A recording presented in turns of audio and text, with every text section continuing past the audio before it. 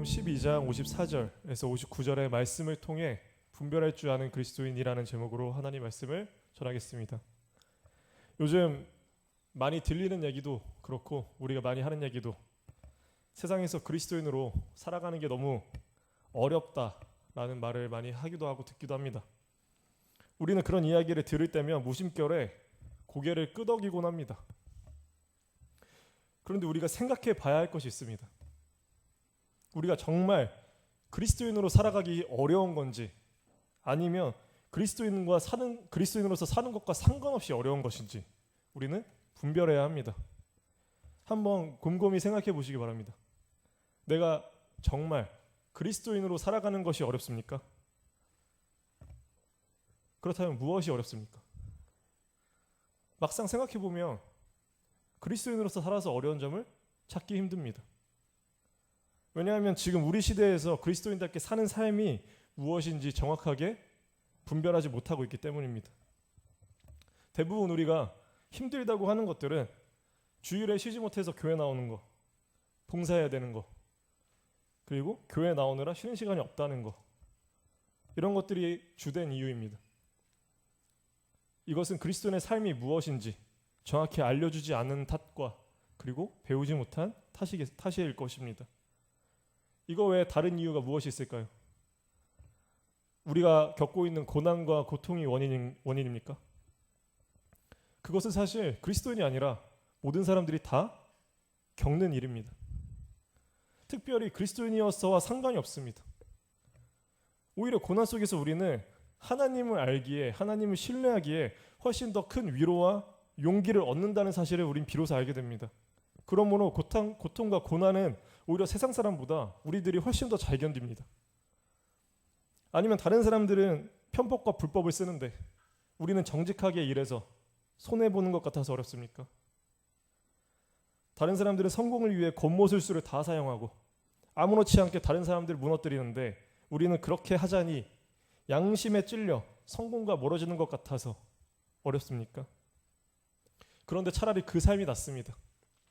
불법과 편법을 쓰지 못해서 세상에서 성공하지 못할지라도 하나님께 성공하는 삶이 바로 우리가 그토록 바라야 할 참 성공의 삶이기 때문입니다. 그리스도인으로서 우리가 박해받고 있는 삶을 살고 있습니까? 그런데 오히려 지금 한국 사회가 더 교회의 눈치를 보고 있습니다.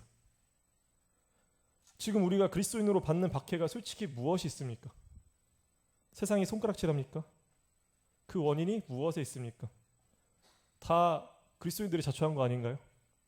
목회자들이 자초한 거 아닌가요? 우리가 받는 어려움은 사실 고난도 아니라는 것입니다. 그러나 우리가 그리스도인으로서 진정으로 살게 될 때 받는 어려움이 존재합니다. 세상의 가치관과 하나님의 가치관과 충돌할 때 그렇게 됩니다. 그 가치관이 충돌할 때 그렇다면 우리는 어떤 선택을 하고 있습니까? 우리가 싸워야 할 진정한 싸움은 여기서 시작이 됩니다. 대다수의 많은 그리스도인들은 이 전쟁터가 아니라 전쟁을 준비하는 훈련소에서 훈련이 힘들다고, 어렵다고, 무너지고 쓰러지고 퇴소합니다. 이 세상은 죄와 사망이 지배하는 영적 전쟁터입니다. 예수님께서는 직접 그 전쟁을 끝내기 위해서 이 땅에 오셨습니다.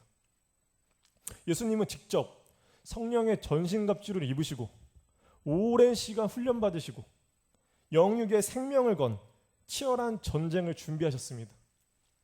그렇게 예수님께서는 인간으로서 우리가 싸워야 할 싸움을 몸소 보여주셨습니다. 그 전쟁은 자신이 죽기까지 하며 하나님과 이웃을 사랑하시며 하나님의 뜻만을 따르며 시대와 때를 분별하시고 죽음의 순간까지도 하나님을 신뢰하시며 순종하신 싸움이었습니다. 예수님께서는 세상을 지배하고 있던 로마 권력의 가치관과 당시 유대교를 지배하던 권력층의 가치관과 또 세리와 죄인과 연약한 이들은 하나님께 버림받았다 정죄하던 그릇된 종교관과도 맞서 싸우셨습니다. 예수님께서는 온 세상은 물론 사탄이 인간을 지배하며 만들어낸 수천 수만 년 동안의 가치관과 싸우셨습니다. 오직 하나님의 진리의 가치관을 지키고 하나님의 때를 분별하셨습니다. 그래서 자신의 생각과 가치관이 아니라 아버지 뜻대로 하시옵소서, 하나님께 늘 귀 기울이며 기도하시고 또 하나님의 말씀을 살아내기 위해, 그 순종을 하기 위해 새벽마다 시간이 날 때마다 하나님께 무릎 꿇고 기도하셨습니다. 그렇게 눈물과 간구로 하나님만을 의지하셨습니다. 그래서 예수님께서는 모든 고난의 정점이었던 십자가에서 완전히 하나님과 단절되셨던 그 순간, 모든 것으로부터 버림받았던 그 순간에도 하나님만을 믿으며 순종하실 수 있었습니다. 예수님께서 하나님과의 영원한 단절을 경험하셨다는 이 뜻은 지금 우리가 정말로 두려워하는 지옥의 고통까지도 예수님께서 홀로 모두 감당하셨다는 뜻입니다. 그러므로 진정으로 예수를 믿는 우리는 예수님으로 인하여 지옥의 두려움도 모두 물리칠 수 있습니다. 그렇게 예수님께서는 죄와 사망과의 영원한 전쟁을 승리하셨습니다. 죄와 사망은 예수님께 완전히 항복 선언을 하였습니다. 그러므로 이제는 우리는 더 이상 죄와 사망의 노예가 아니라 하나님의 노예가 되었습니다. 이제 세상은 죄와 사망이 지배하는 나라가 아니라 하나님의 나라가 되었습니다. 마가복음 1장 15절에 예수님께서 이르시되 때가 찼고 하나님의 나라가 가까이 왔으니 회개하고 복음을 믿으라. 죄와 사망과의 전쟁을 예수님께서 승리하셨으나 아직 하나님의 나라가 완전히 이루어지지는 않았습니다. 그러므로 지금 우리는 그 완전한 하나님의 나라가 이루어지고 있는 그 완전한 때를 기다리고 있는 과정을 살아가고 있는 것입니다. 그래서 죄와 사망과 사탄은 완전히 예수님께 박살이 나버려 이들의 세력은 정말 보잘것없었습니다. 산산조각 났습니다. 더 이상 이들은 이전과 같이 우리들을 지배할 수가 없습니다. 그러나 이들은 아직도 어둠을 틈타 연약한 이들을 기습 공격합니다. 이들은 이제 전쟁할 수 있는 규모의 세력이 아닙니다. 그러니 야비하게 어둠을 틈타 사람들의 마음을 교묘하게 공격하는 것밖에 하지 못합니다. 지금도 우리는 사탄이 인간이 하나님으로부터 멀어지게 만드는 수많은 가치관을 우리들에게 더 씌우고 있습니다. 우리는 지금도 사탄의 유혹에 그리고 시험에 노출되어 있습니다. 우리가 진정한 그리스도인으로 되기 전에 우리를 무너뜨리기 위해서 총력전을 가하고 있습니다. 그러나 그래봤자 그들은 조물애기입니다. 분별할 줄 아는 그리스도인은 이런 사탄의 공격을 넉넉히 막아내고 오히려 역공을 강해 그들을 벌벌 떨게 만들 수 있습니다. 사탄의 유혹을 분별할 줄만 알게 되면 단호하게 예수님을 믿음으로 기도만 해도 이들은 벌벌 떨며 도망갑니다. 하지만 분별할 줄 모르는 이들은 아직도 이들의 그림자에 속아서 별 볼 일 없는 실체가 아니라 이들의 실체가 아닌 그림자에 속아 거짓말, 그런 그들의 거짓말에 속아 먼저 죄를 겁먹고 항복 선언을 하고 맙니다. 우리의 불안들이 그런 것들입니다. 별 볼 일 아닌 실체들에 겁을 먹는 것입니다. 지금 우리가 살아가는 시대도 그렇습니다. 사탄은 패배한 조물액입니다. 그러나 아직도 수많은 이들이 이 사탄의 거짓말에 속아 넘어가고 있습니다. 분별할 줄 모르기 때문입니다.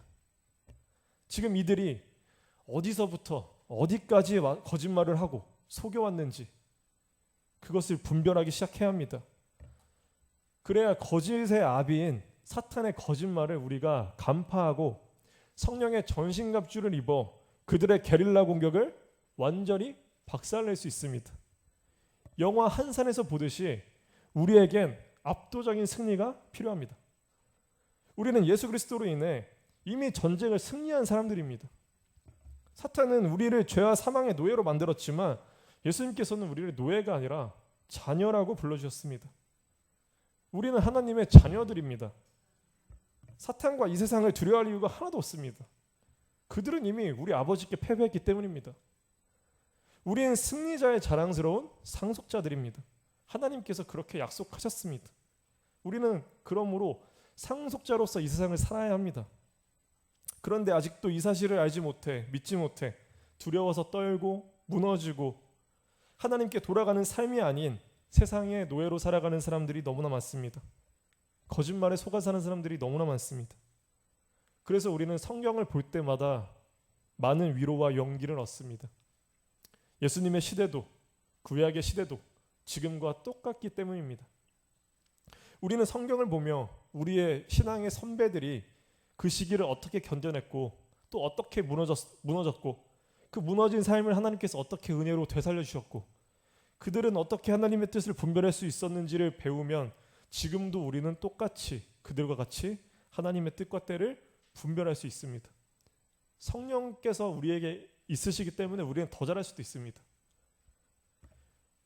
그리고 우리 예수님 말씀이 너무나 귀한 이유는 하나님의 직접적인 가르침이시기 때문입니다. 하나님의 직접적인 음성과 삶의 모습과 이 모든 것들이 역사상 처음이자 마지막으로 예수님을 통해서 전해주셨기 때문입니다.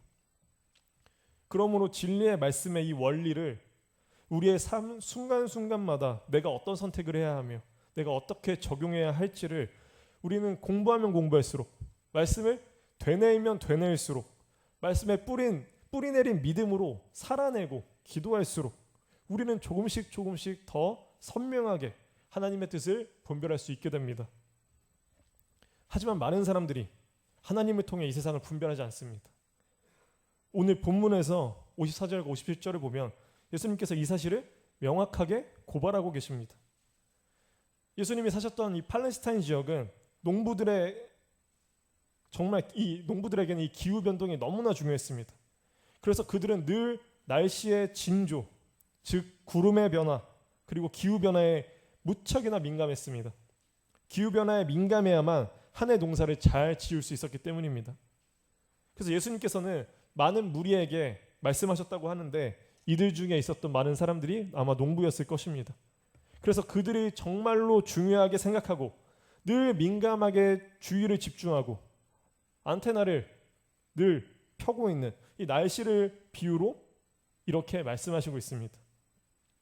너희들이 그렇게 민감하게 집중하고 늘 중요하게 관심을 두는 날씨와 기후 변화에 대해서는 정말로 잘 알고 있다. 서쪽에서 구름이 보이면 야 이제 곧 소나기가 올려나 보네 하면서 얼른 준비해야겠다. 이렇게 예측하고 바로 움직입니다. 또 남쪽에서 바람이 부는 것을 보고 아 이제는 엄청 더워지겠구나 라고 하면서 정말 그 예측대로 모든 것이 이루어진다. 그런데 세상의 지혜, 일터의 지혜, 직장에서의 지혜, 돈에서의 이 지혜는 빠삭하고 민감하게 반응하고 즉시 준비하면서 정말 무엇보다 중요한 지금 이 시기, 하나님의 시기와 뜻은 분간하지 못하고 지금 무엇이 더 중요하고 무엇이 더 옳고 그른 것인지를 왜 스스로 판단하지 못하느냐라고 고발하고 계신 것입니다. 우리도 똑같지 않습니까? 우리는 지금 솔직히 일하면서 왜 열심히 일해야 되는지, 내가 왜 성공을 하려고 하는지 우리 분별하지 못합니다. 그저 살아남으려고 끌려가고 내가 이 일을 왜 하고 하나님께서 왜 맡기셨는지 이 소명은 찾지 않습니다. 집, 땅, 주식, 투자 이런 것들에 정말 민감해서 열심히 집중하고 공부합니다. 이게 나쁜 것은 아닌데 이것만 한다는 것이죠. 드라마 취미생활에는 나의 시간과 돈을 엄청나게 쏟아붓습니다. 그리고는 헌금하는 거는 아까워합니다. 자녀들 교육에는 아주 민감해서 정말 별의별 정보를 다 끌어모아서 여기 카페 들어갔다가 저기 카페 들어가서 이렇게 다 끌어모아서 탄탄대로를 만들어주기 위해서 아주 분주합니다. 그런데 그리스도인으로서 우리는 영원한 삶, 하나님의 나라, 그리고 하나님이 살아계시는 지금 이 순간의 역사하심도 늘 사도신경으로 아까 목사님께서 말씀하신 것처럼 사도신경으로 늘 입으로 되뇌이지만 정말 그것을 믿고 살아가고 있습니까? 우리는 사실 눈에 보이는 이 물리적인 세상이 전부인 것처럼 살아가고 있지 않습니까? 우리가 그리스도인으로서 살아가면서도 그리스도인으로서 사는 삶이 무엇인지 분별하지 못하는 이유는 예수님의 비유와 같이 지금 우리 눈앞에서 일어나고 있는 기후의 변화와 구름의 변화와 같은 기상현상에만 민감하게 반응하기 때문입니다. 즉 물리적 세상보다 훨씬 더 중요한 일들이 지금 우리 눈에 보이지 않는 곳에서 이루어지고 있는데 이것을 보지 못하고 깨닫지 못하고 있기 때문입니다. 그래서 영적 세상 속에서 지금 일어나고 있는 이 사실들이 보이지 않으니 우리는 나의 물리적 세상의 주관자들에게 영향을 받고 따르는 것입니다. 하나님께서는 그들조차 다 하나님의 섭리 안에서 큰 그림으로 움직이고 계신 하나님이 계신데 우리는 움직이고 계신 하나님이 아니라 움직여지고 있는 그들만을 보고 있으니 하나님을 신뢰하지 못하게 되는 것입니다. 그래서 우리는 눈앞의 문제에만 집중하게 됩니다. 그러니 늘 불안하고 하나님이 우선이 아니라 고통과 세상에 집중할 수밖에 없습니다. 그래서 예수님께서 이미 이 세상에 오신 것은 물론이거니와 지금 우리에게 주신 이 성경 말씀이 얼마나 귀한 것인지 분별하지 못하니 우리가 이제 하나님을 알아가는 시간을 가지려고만 하면, 이 시간을 구별하려고만 하면 삶이 바빠서, 직장이 급해서, 무슨 일이 생겨서, 취미생활도 해야 하니까, 쉴 시간도 있어야 하니까 같은 물리적 세상에 집중하게 되는 것입니다. 이것은 전형적으로 주객이 전도된 것이죠. 예수님으로 인해 하나님 나라가 우리에게 임하고 있음을 솔직히 내가 언제 죽을지 누가 압니까? 그리고 우리의 연수가 길지 않죠. 역사적으로 봤을 때도 정말 한순간입니다. 또 예수님께서 말씀하신 것처럼 마지막에 때가 언제 올지도 모릅니다. 이것을 근데 머리로는 아는데 정말 그것이 얼마나 시급한 것인지 와닿지가 않는 것입니다. 때와 징조를 깨닫지 못하고 있는 것입니다. 그래서 우리는 이 세상이 영원한 세상인 것 마냥 이거 세상이 전부인 것처럼 살아갑니다. 그래서 영원한 삶을 준비하지 않습니다. 우리의 보물을 하늘이 아니라 지금 이 땅에만 쌓아놓으려고 합니다. 제가 예전에 했던 고민이 출애굽했던 이스라엘 백성들은 왜 놀라운 하나님의 기적들이 그렇게 연달아 일어났고 경험했음에도 불구하고 왜 하나님께 꾸준히 불순종했는가? 왜 계속해서 반역했는가? 였습니다. 우리 같으면 그 수많은 기적 중에 하나만 경험하더라도 그들처럼 안 할 것 같은데 그들은 그 놀라운 기적의 순간에 계속 있었음에도 왜 불순종했을까?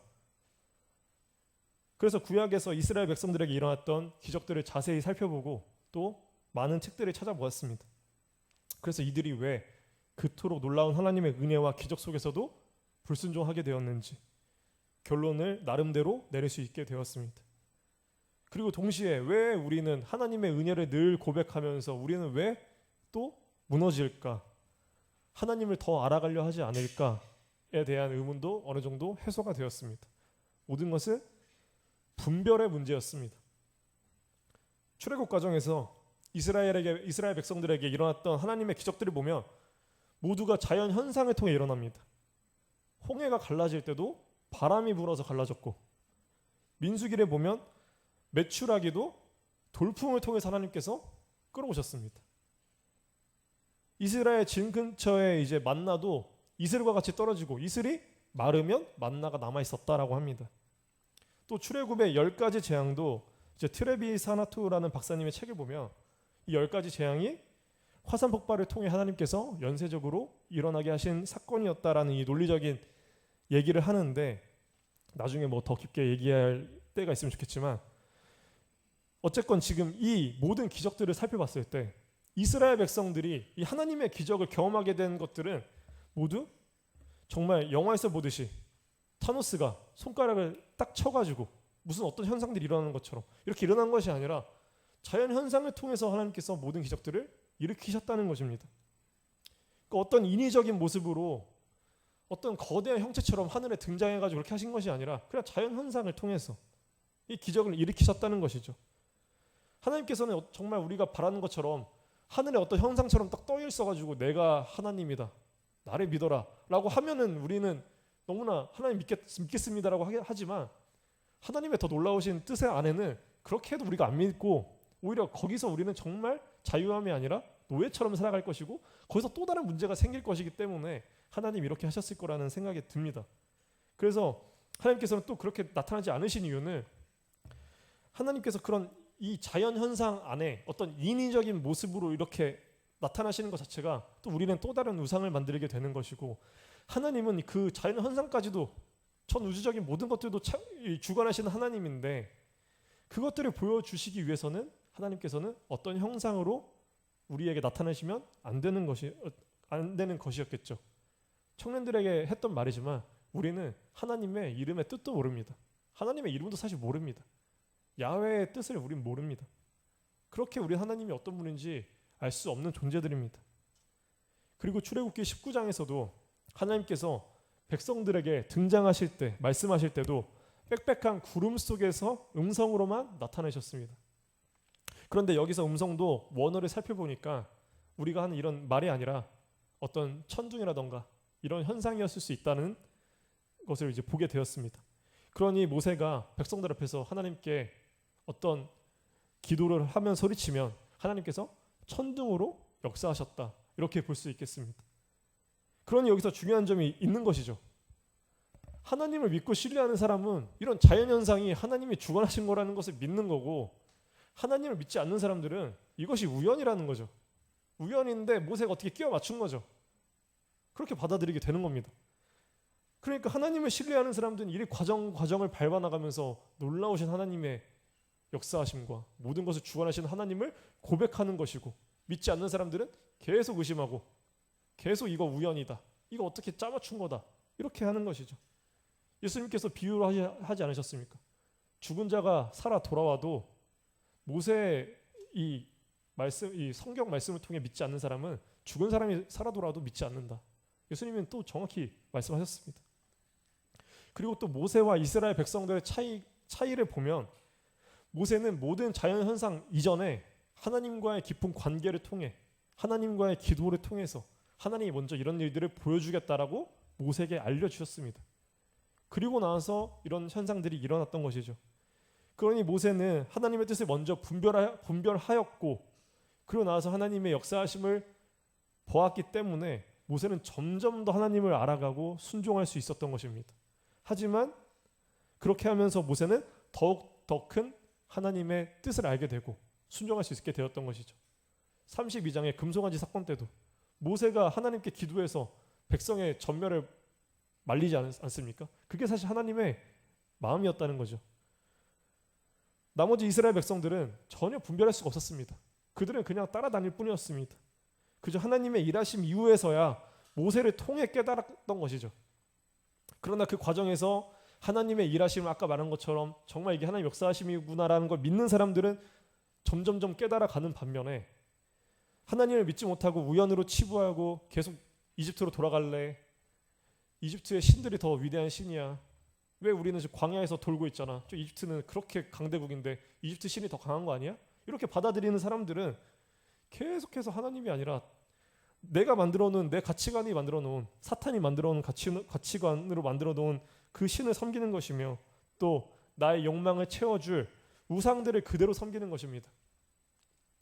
하나님도 그런 우상들 중에 하나일 뿐이라고 생각하는 것이죠. 이것이 지금도 우리에게 똑같이 이루어지고 있는 모습입니다. 우주의 창조도 마찬가지겠죠.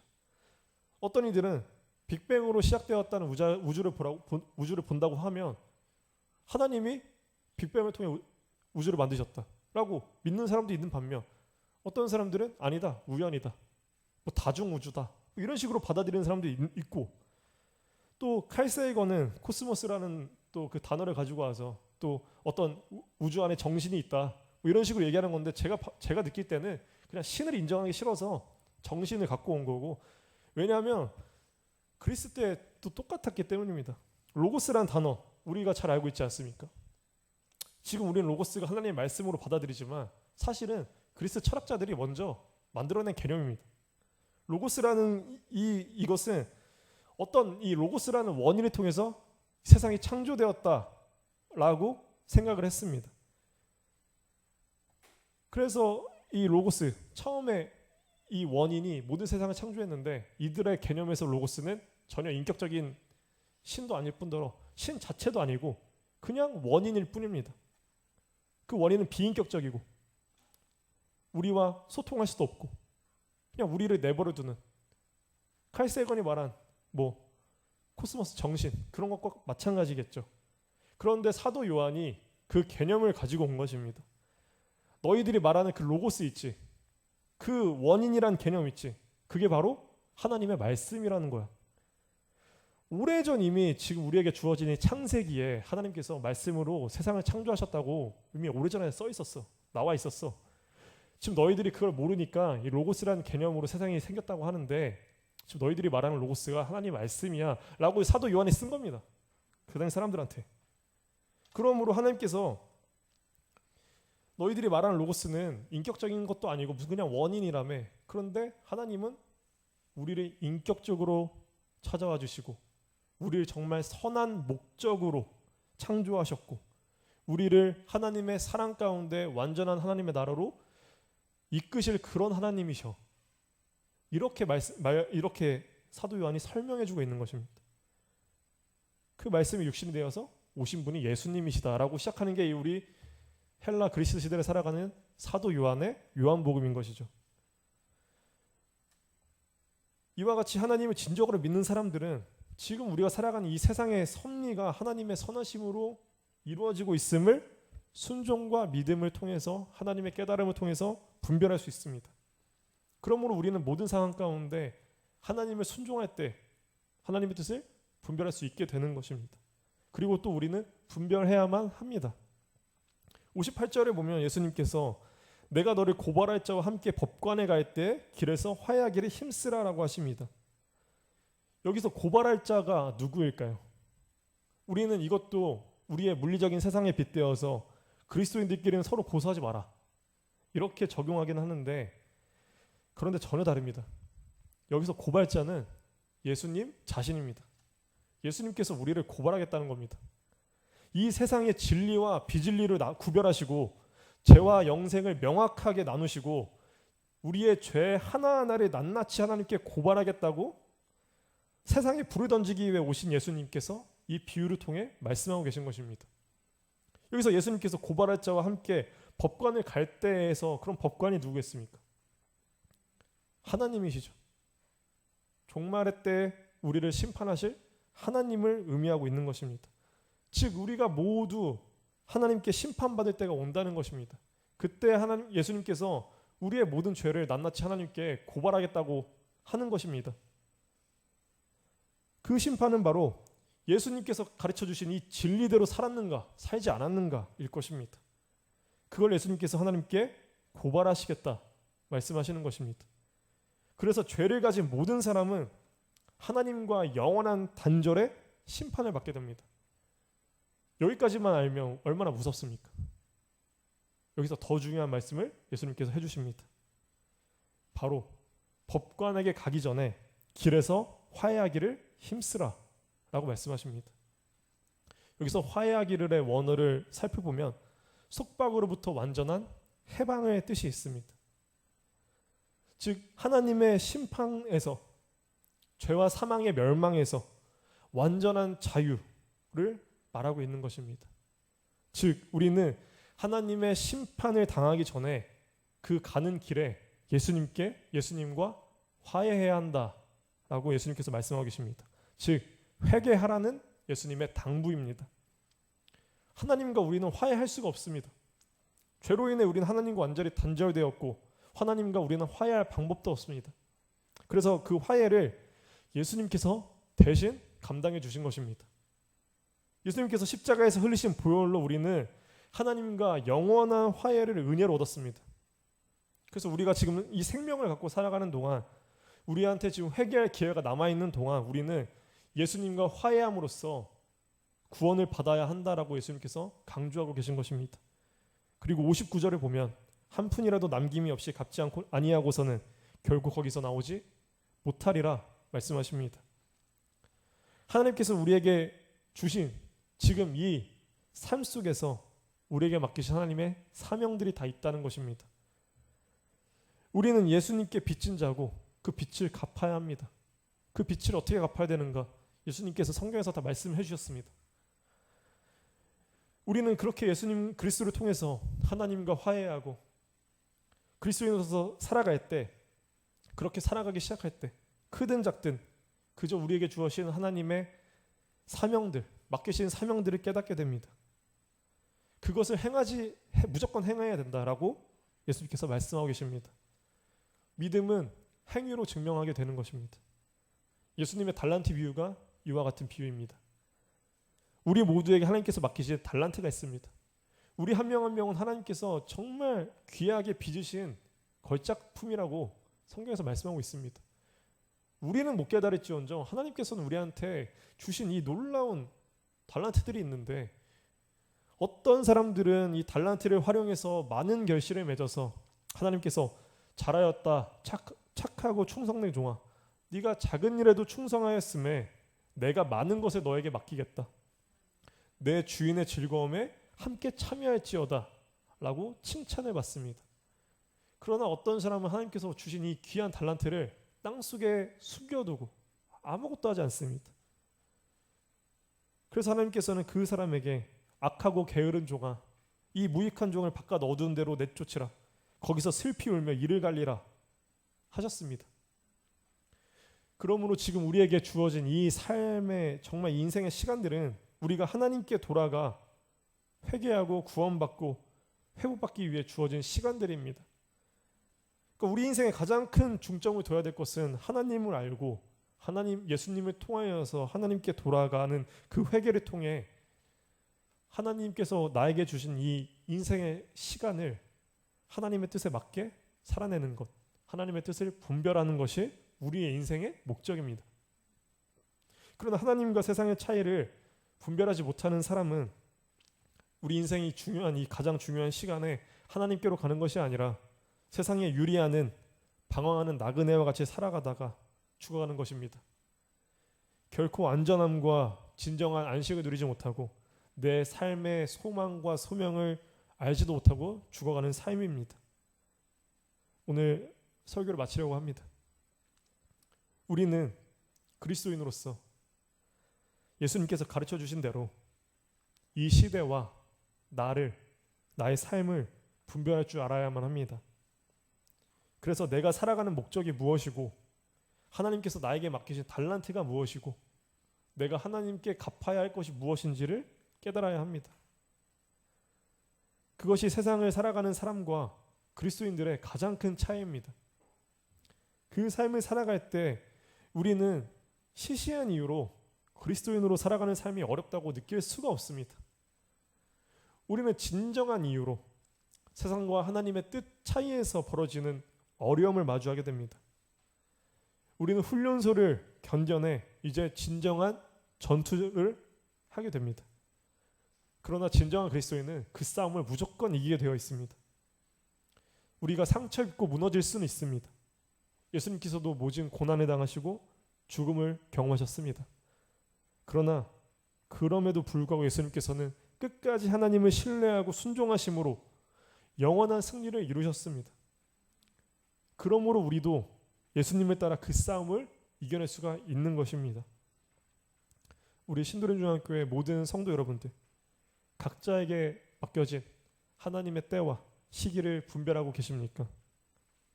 하나님께서 각자 여러분들에게 맡겨주신 이 귀한 달란트를 삶 속에서 사용하고 계십니까?